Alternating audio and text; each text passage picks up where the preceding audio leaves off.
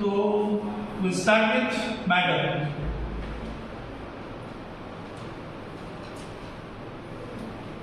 So what is matter? Matter, हाँ बताओ. Anything that has mass and space is called.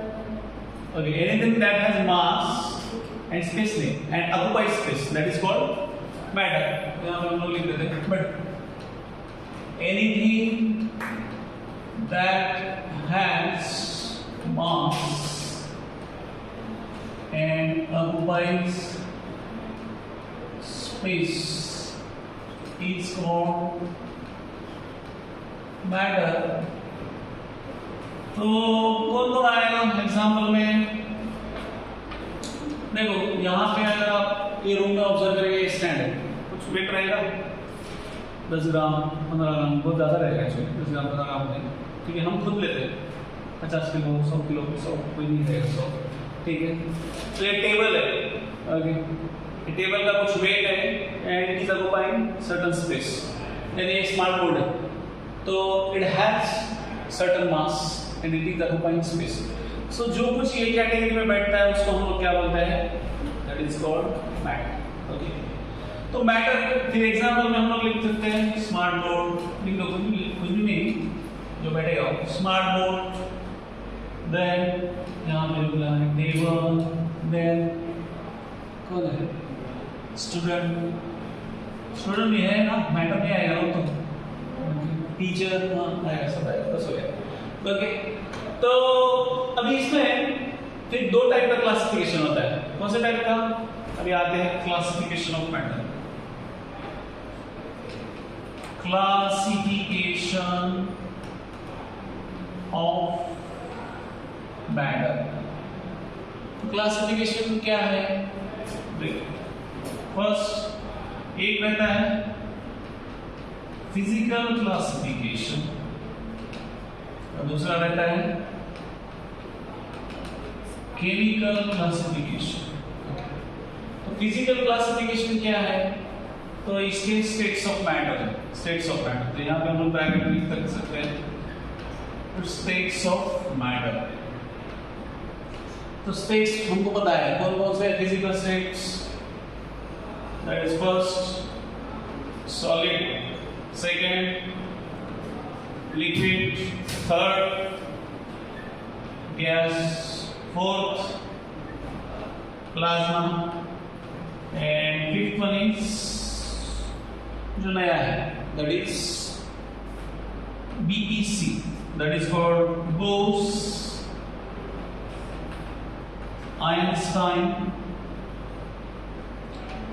Condensate. Okay, ठीक है. तो ये वन टाइप ऑफ क्लासिफिकेशन. ये कौन सा है? Physical classification.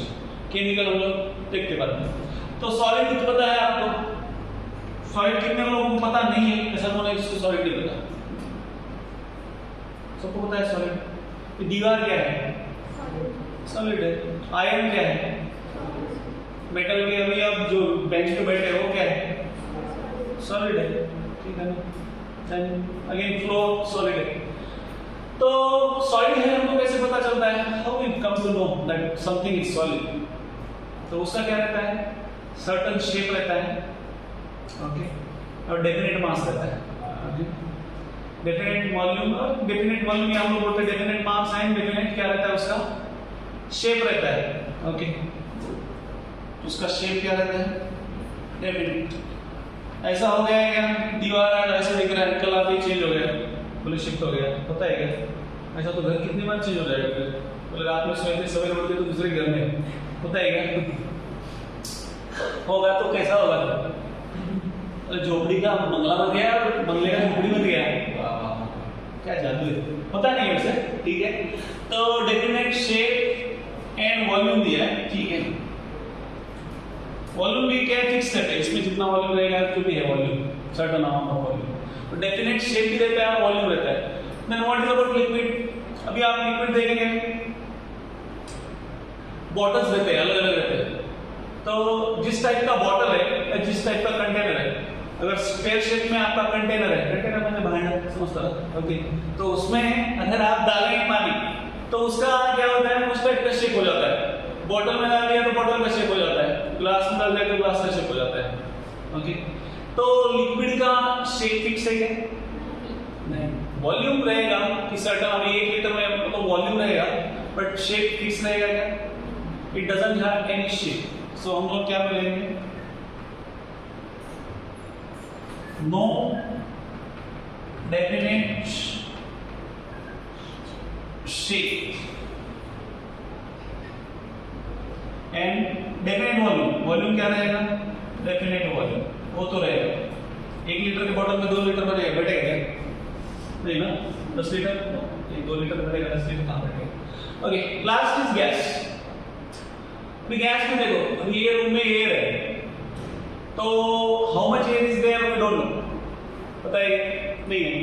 तो सर्टन हमको समझ में आ रहा है कि वो तो दिखता ही नहीं है।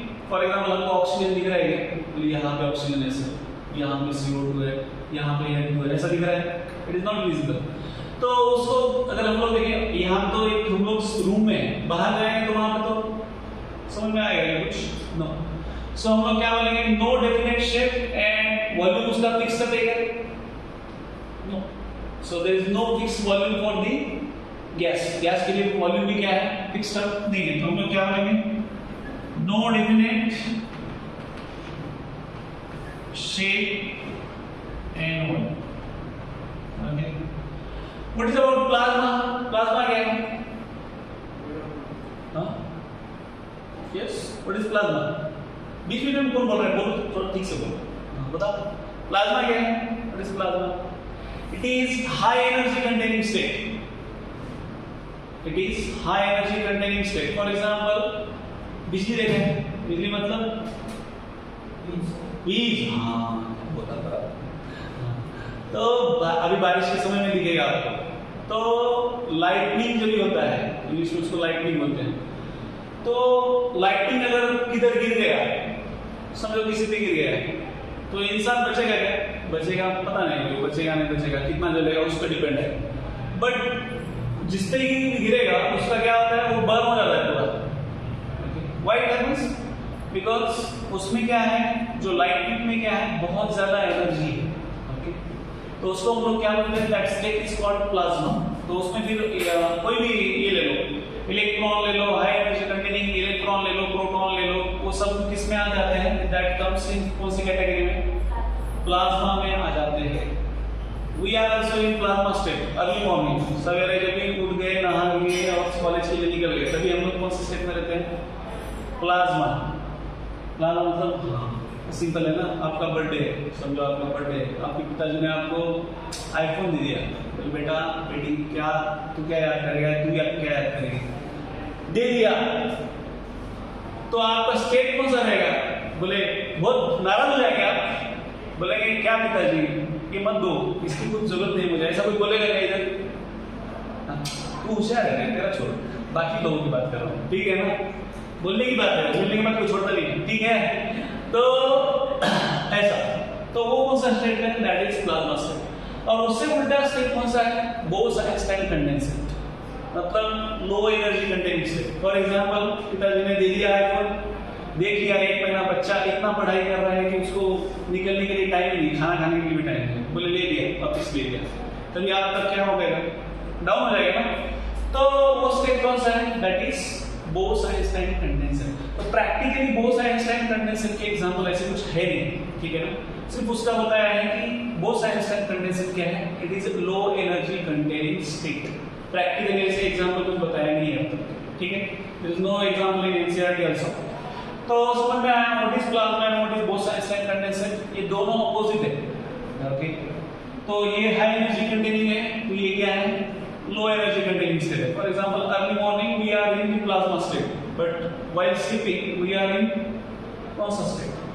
बोस-आइंस्टाइन कंडेंसेट में रहते हैं हम लोग।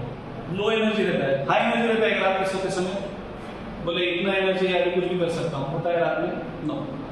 सो ये कौन सा है? Plasma is high energy containing state, और ये this is low energy containing state. Okay, तो ये समझ में आया? यस। और फिजिकल क्लासिफिकेशन क्या है? सॉलिड, लिक्विड, गैस, प्लाज्मा और BEC, दैट इज बोस-आइंस्टाइन कंडेंसर। आपको ये तीन तो पता रहेंगे, सॉलिड, लिक्विड और गैस। ये दो आपके लिए नए, प्लाज्मा एंड BEC। ठीक है, समझे क्या?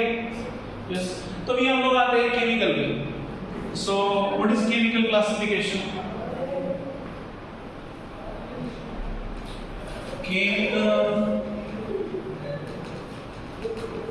Classification of matter. तो ये बेसिकली डिवाइड किया है दो पार्ट्स में। एक है प्योर सब्सटेंस और दूसरा है इम्प्योर सब्सटेंस, या उसको हम लोग बोलेंगे that comes in category of mixture. Okay, तो प्योर सब्सटेंस क्या है? प्योर सब्सटेंस में दो पार्ट है, एक है एलिमेंट और दूसरा है कंपाउंड। तो एलिमेंट के भी टाइप्स है। कौन कौन से टाइप के? Metal, non metal, metalloid, then inert element. तो इसके भी टाइप्स है। कौन कौन है? मेटल,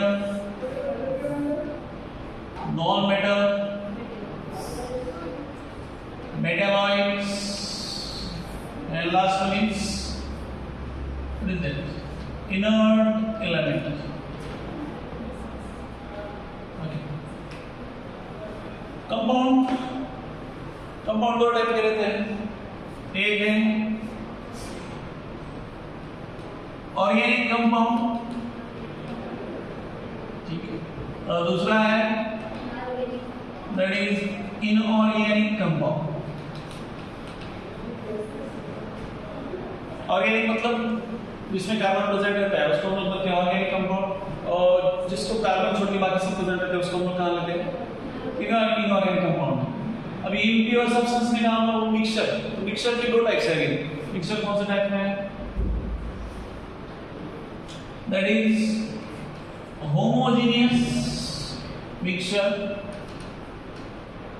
और दूसरा है heterogeneous mixture.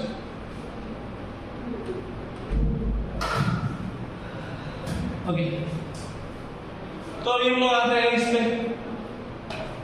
What is metal? कल ही बताया मेटल क्या रहता है,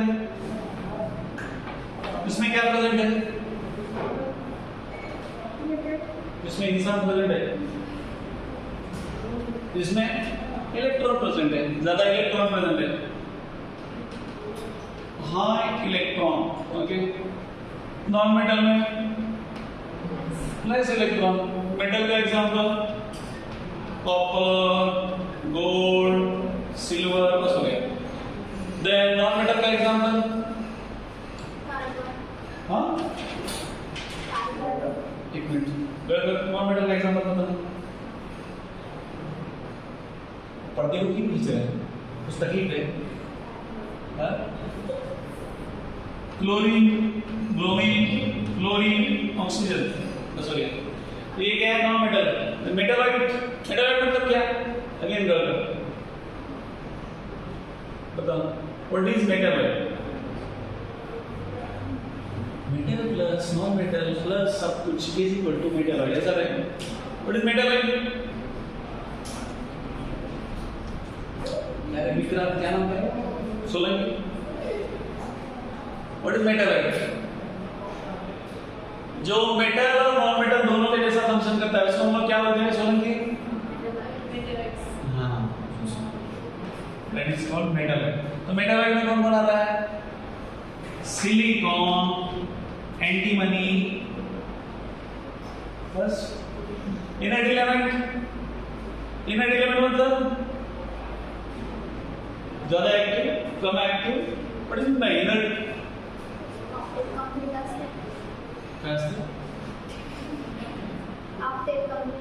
आपटे कम बिना असते चांगली गोष्ट आहे। पुढे कोण कोण आहे इनर्ट एलिमेंट मध्ये? No idea. इनर्ट एलिमेंट मतलब जिनका ऑक्टेट कंप्लीट है, जिनको इलेक्ट्रॉन लेने की जरूरत है क्या, नहीं है। तो ये है helium, neon, argon, krypton, xenon, radon, sorry, ठीक है। तो ये सब क्या है, इनर्ट एलिमेंट है।